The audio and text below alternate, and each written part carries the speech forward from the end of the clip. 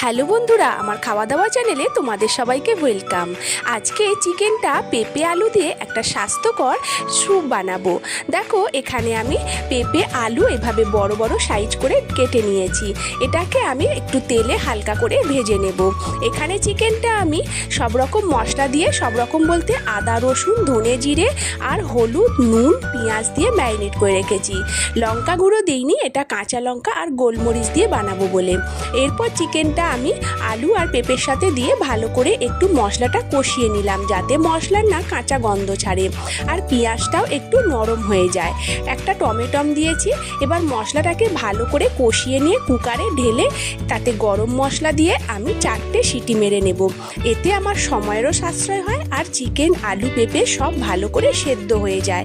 দেখো, এখানে আমার পেঁপে দিয়ে চিকেনের এই ঝোলটা রেডি হয়ে গেল। এটা খেতে খুবই টেস্টি হয় আর স্বাস্থ্যের জন্য উপকারী।